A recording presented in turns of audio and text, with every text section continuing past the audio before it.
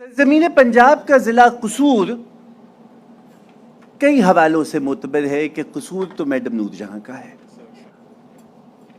میں محترمہ ملکہ ترنم کے حوالے سے قصور کا ذکر کر رہا تھا اور مجھے بتلایا گیا کہ ساکھ سمیجو صاحب کی کتابیں رہ گئی ہیں۔ قصوری میں رانا صاحب ایک علاقہ ہے، کیا گلزمی ہے جس کا نام ہے پتوں کی، کہ وہ پھول اگاتا ہے علاقہ اور اس کے گلابوں کی مہک سب طرف جاتی ہے۔ مجھے نہیں معلوم یہ پھولوں کا اثر ہے، پتوں کی کا اثر ہے کہ قصور کا اثر ہے کہ جناب تحسین فراقی کے کلام میں بیان میں یہ تمام خوشبوئیں ہیں کہ آپ کا تعلق بھی پتوں کی سے ہے۔ آپ اردو، انگریزی، فارسی، پنجابی ان تمام زبانوں پہ اپنی نوع کی دسترس رکھتے ہیں، مدرس ہیں، محقق ہیں، ترجمہ نگار ہیں، شاعر ہیں۔ ریختہ پہ کم و بیش 40 کتابیں ہیں کہ جو ان کی تحریر ہے یا ان کا ترجمہ ہے یا اس کے مرتب نگار ہیں۔ ایک طویل فہرست ہے۔ میں کہاں اور کہاں شاعری، میں نے تو فقط مجلس شعر بپا کی تو تمہارے لیے کی۔ جناب تحسین فراقی صاحب، آپ کو دعوت کلام۔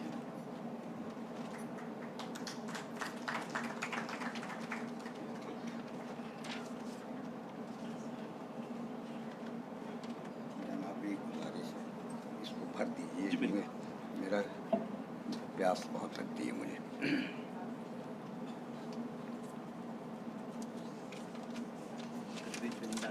ہاں،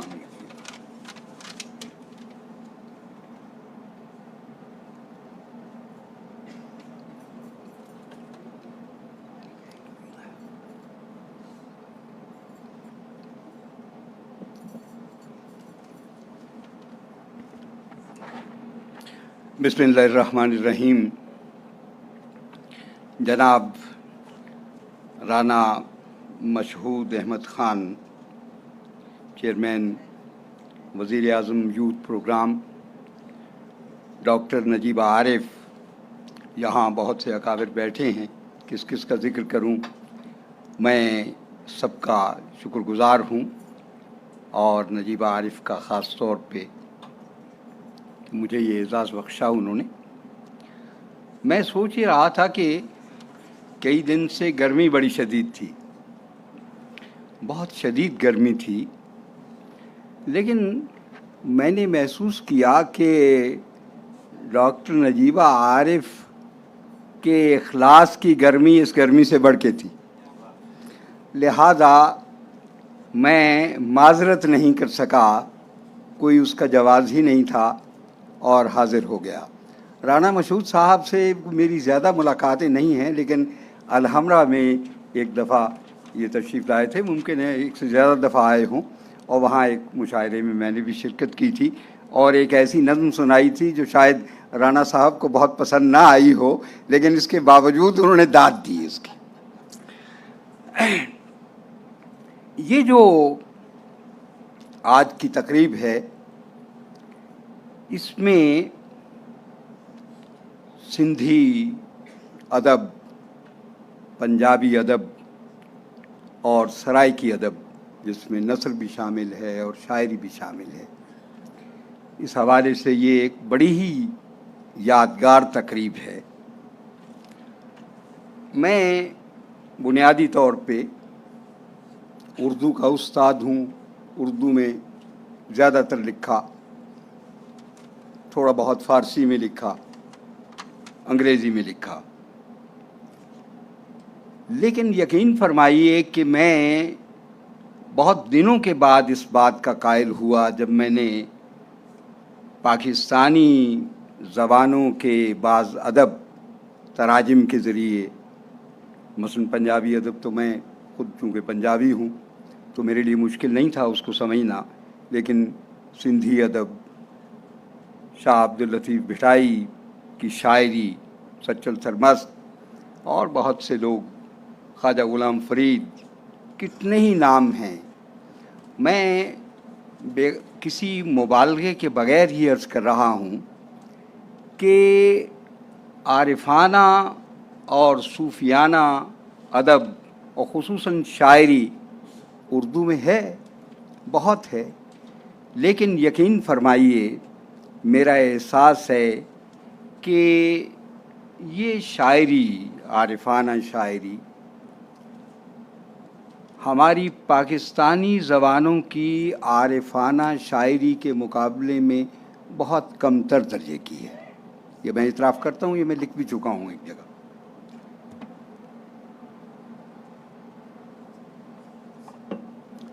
یہ ایک ایسا بے مثال ادب ہے، اور خصوصاً اس کی عارفانہ شاعری، کہ مجھے بار بار حیرت میں ڈالتی ہے یہ شاعری. اب عارفانہ شاعری میں مثال کے طور پہ بلے شاہ ایک بڑا نام ہے، شاہ حسین ایک بڑا نام ہے. سندھی ادب کے حوالے سے دیکھا جائے تو شاہ عبد اللطیف بھٹائی ایک بہت بڑا نام ہے، بہت بڑا نام ہے. میں محسوس کرتا ہوں کہ ان تمام پاکستانی زبانوں کے عارفانہ ادب میں یا عارفانہ شاعری میں ایک کمال درجے کی وحدت پائی جاتی ہے. مثال کے طور پہ میں نے شاہ عبد اللطیف بھٹائی پہ غالباً جو میرے چند ابتدائی مضامین تھے ان میں ایک مضمون شاہ عبد اللطیف بھٹائی پہ تھا. اس زمانے میں نے شاہ عبد اللطیف کو بہت پڑھا، تو میں نے محسوس کیا کہ یہ جو واقعہ ان کے ساتھ ہوا 4 سال کی عمر میں، اسی واقعے کی بعض گشت جو ہے یہ اور ہمارے صوفی شعراء کے یہاں، پنجابی صوفی شعراء کے یہاں بھی ملتی ہے. ہوا یہ کہ 4 سال کی عمر میں جب مدرسے میں داخل کیے گئے تو ان سے کہا گیا کہ پڑھو الف، اور انہوں نے بڑے ذوق اور شوق سے الف پڑھا. اس کے بعد ان سے کہا گیا پڑھو بے، انہوں نے بے پڑھنے سے انکار کر دیا. کہا کہ آگے پے پڑھو، تے پڑھو، انہوں نے انکار کر دیا. ان کے والد کو جب خبر ملی تو انہوں نے اپنے بیٹے کو شاباش دی اور کہا کہ تم بالکل صحیح نتیجے پر پہنچے. اور وہ نتیجہ کیا تھا؟ یہ وہی نتیجہ ہے جس کو اکبر الہ آبادی نے اپنے ایک شعر میں بیان کیا ہے کہ الف بے تے ہی کو پڑھ کر میں سمجھا، الف بے تے ہی کو پڑھ کر میں سمجھا، الف اللہ کا اور ما سوا بت. تو گویا یہ بے کیا ہے؟ یہ بے جو ہے یہ ما سوا اللہ ہے، اللہ کے سوا جو کچھ بھی ہے. تو الف، میں بہت متاثر ہوا ان سارے واقعات سے، تو میں نے ایک چھوٹی سی نظم جو 8 لفظوں پر مشتمل ہے وہ میں نے لکھی. جو سوچو تو ایک اور الف ایک ہیں، جو سوچو تو ایک اور الف ایک ہیں. اچھا، اب آگے بڑھیں تو بلے شاہ کیا کہتے ہیں؟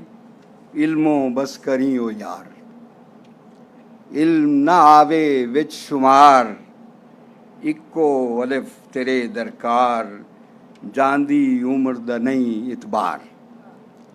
اچھا، اور آگے جا کے کہتے ہیں کہ ملا مینو سبق پا، بھی ملا کا ذکر حافظ خان صاحب نے بھی بہت کیا. سچی بات یہ ہے، یہ کوئی ملا دشمنی نہیں ہے، یہ اصل میں وہ حقائق ہیں جو بیان کیے جاتے ہیں، جو تنگ نظری کو جنم دیتے ہیں، اور جس کے نتیجے میں وہ رواداری کی ایک بڑی روایت جو ہماری تہذیب کا ایک بہت ہی روشن حصہ تھی، وہ ہماری نظروں سے اوجھل ہو گئی، اور جس کے نتیجے میں اب ہم اس صورتحال میں جس میں اس وقت مبتلا ہیں وہ آپ سب سے مخفی نہیں ہے. تو بلے شاہ کہتے ہیں کہ ملا مینو سبق پڑھایا، الفوں اگے کچھ نہ آیا.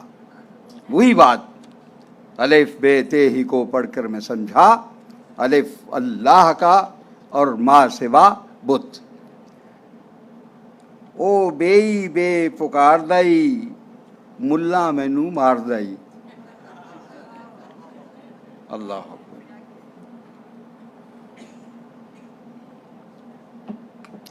شاہ بھٹائی کا میں نے ذکر کیا تو شاہ بھٹائی بہت تمثیلی انداز میں کہیں اپنے آپ کو غواص ظاہر کرتے ہیں جو وحدت کے سمندر میں غوطہ زن ہوتے ہیں اور وہاں سے بڑے تابدار موتی جو ہیں وہ لے آتے ہیں باہر.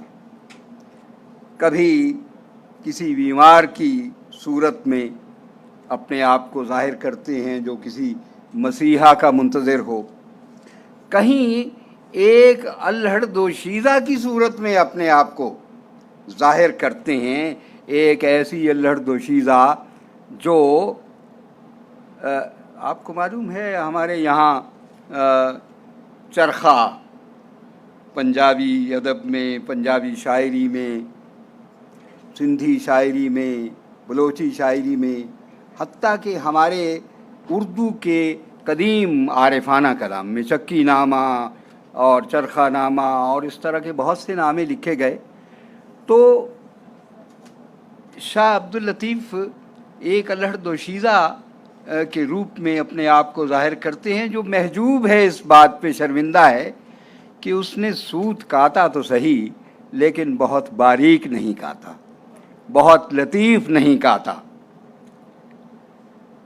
اب شاہ کہتے ہیں کہ یہ بات اہم نہیں ہے کہ الہڑ دوشیزہ نے باریک اور لطیف سوت کاتا یا نہیں کاتا. اصل سوال یہ ہے کہ جب یہ عمل ہو رہا تھا تو کیا اس کے دل میں اخلاص تھا؟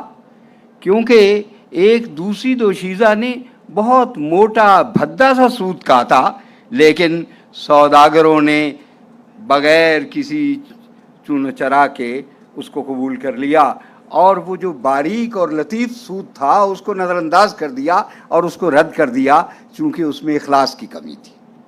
تو اب میں یہ دیکھتا ہوں کہ شاہ لطیف لکھتے ہیں اگر انہوں نے اپنے دلوں میں دھوکہ رکھ کر, یہ میں نے اس کا ترجمہ کر دیا ایک طرح سے, باریک سے باریک سوت کاتا تو سوداگروں نے رتی بھر نہ لیا, اور اگر انہوں نے دلوں میں محبت کو جگہ دی اور موٹا سوت کاتا تو سوداگروں نے بغیر تولے ہی قبول کر لیا. یہ اخلاص ہے, اور یہی اخلاص ہے جس کی قیمت ادب میں پڑتی ہے, عرفان میں پڑتی ہے, عبادت میں پڑتی ہے, توحید میں پڑتی ہے, اور مذاہب عالم میں جس چیز کی قدر ہے وہ یہی ہے. چنانچہ بلے شاہ کہتے ہیں, وہ بھی چرخے کا ذکر کرتے ہیں, کہتے ہیں اس چرخے دی قیمت بھاری, تو کی جانے قدر گواری, تو کی جانے قدر گواری, تو گوار ہے, تجھے کیا معلوم اس چرخے کی قدر. اور چرخہ کیا ہے؟ یہ خود انسانی وجود چرخہ ہے, رنگ برنگ کا چرخہ, خوبصورت چرخہ جس میں امکانات کی ایک بہت غیر معمولی دنیا پوشیدہ ہے, لیکن اس رنگ کو دیکھنے کے لیے اور ان رنگوں کا عرفان حاصل کرنے کے لیے اپنے باطن میں غوطہ زن ہونا ضروری ہے. لہٰذا بلے شاہ فرماتے ہیں کہ اس چرخے دی قیمت بھاری, توں کی جانے قدر گواری, اچھی نظر پھریں ہنکاری, یعنی تکبر کے عالم میں اونچی نظر کر کے پھر رہی ہے, گردن کو اکڑا کے پھر رہی ہے تو, وچ اپنی شان گمان کڑے, کر کتن ول دھیان کڑے. تو سوال یہ ہے کہ کر کتن ول دھیان کڑے, کیا ہم نے کبھی اس پہ غور کیا؟ یہ ایک سوال ہے جو ہم سب کے لیے لمحہ فکریہ ہے, اور مجھے امید ہے کہ اس سوال پہ ضرور غور کیا جائے گا. آخر میں میں صرف ایک بات کہنا چاہتا ہوں. رانا صاحب یہاں تشریف فرما ہیں اور خود ڈاکٹر نجیب عارف اور بہت سے اکابر یہاں بیٹھے ہیں. میں یہ سمجھتا ہوں کہ یہ پاکستانی زبانیں اتنی بڑی زبانیں ہیں کہ لازم کر دینا چاہیے کہ پنجاب کے ادیب جو ہیں سندھ میں جائیں, سندھ کے ادیب جو ہیں پنجاب میں آئیں, سرائیکی پٹی میں جائیں, یعنی کے پی کے میں جائیں, बड़े बड़े अकाबिर खुशहाल खां खटक जैसे शुआरा हमारे यहाँ इतने बेमिसाल शुआरा मौजूद हैं, और कोई एक नहीं है, बहुत एक बड़ी तादाद है। मैं समझता हूँ कि इससे रवादारी को फ़रोग़ मिलेगा और हम अदीबों को अंदाज़ा होगा कि जिन्हें हम इलाकाई अदब कह के रद्द कर देते थे, अव्वल तो ये है कि वो इलाकाई अदब नहीं है, वो पाकिस्तानी अदब है। और हमें ये एहसास हो कि ये कितना बड़ा अदब है, कितना गनी है, कितना पुरमाया है, कितना कीमती है, और किस तरह पूरी कौम को एक वहदत की लड़ी में परो सकता है। मुझे उम्मीद है कि मेरे इस मारूज़े पर गौर किया जाएगा। बहुत बहुत शुक्रिया आपका।